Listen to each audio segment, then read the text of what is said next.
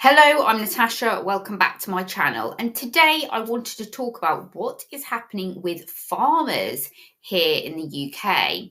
From 2026, the full 100% relief from inheritance tax will be restricted to the first £1 million worth of combined agricultural and business property.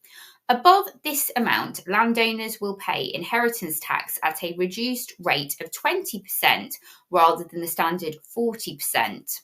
This change in inheritance tax has been widely criticised by the farming community. Many farmers argue that while they are asset rich, for example, in terms of their land and livestock, they are cash poor, and the changes would mean that they would have to sell up to be able to pay the tax. Now, I personally think that this is a disastrous policy to introduce, especially if it leads to the breakup of farms and the UK producing less food for itself. The UK is not self sufficient in food production. It imports 48% of the total food consumed, and the proportion is rising, according to the Food Global Security Organization. So, what does self sufficiency mean and why is it important? A country producing sufficient food to cover its own needs is how people typically understand the idea of food self sufficiency.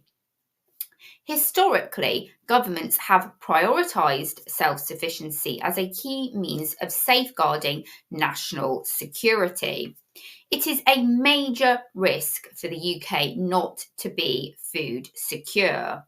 Countries as diverse as Senegal, India, the Philippines, Qatar, Bolivia, and Russia have all expressed interest in improving their levels of food self sufficiency. It can insulate countries from international supply disruptions that may arise in the context of war or political tensions, production shortfalls in other countries, or sudden and sharp rises in food prices. And we obviously have had war, COVID, heightened political tensions, flooding, and inflation recently. This is why it is even more downright bizarre to me that Labour would introduce this policy. Some people argue that Labour is doing this so that large hedge funds will buy the land from the farmers, and therefore they will have control of the food supply chain in the UK. Keir Starmer has had a meeting with the head of BlackRock recently. Hedge funds like BlackRock and Vanguard do already hold shares in several water companies here in the UK. Food self sufficiency is also viewed by many states as a politically important objective, not only as a strategy for building national pride, but also as a means by which to reduce vulnerability on the world political stage stemming from over reliance on other countries for key supplies. This is why I do believe that the farming community in Britain should be maintained, valued, and prioritised as much as possible. It is a massive risk to the UK that we are not food secure. It is not just the benefits of self sufficiency for the UK that farming in Britain guarantees, there are other benefits for the UK.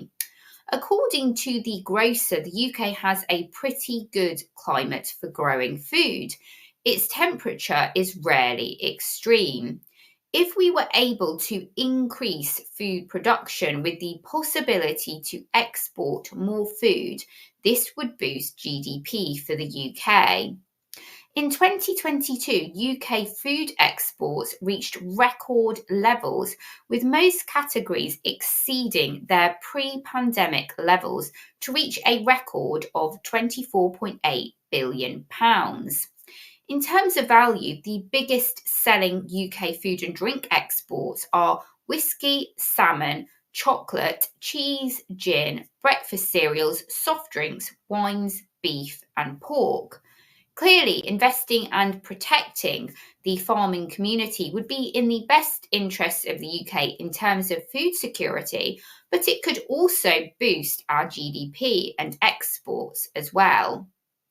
You also have to consider the environmental impact of transporting food into the UK every single day.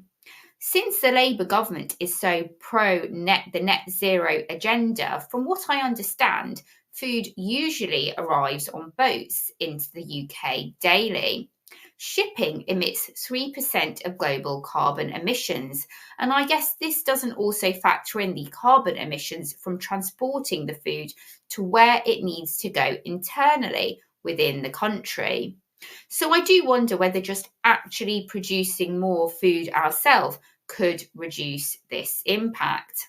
I am hoping that there is a change in policy on this, or another government will come in and reverse this policy. Let me know what you think in the comments below.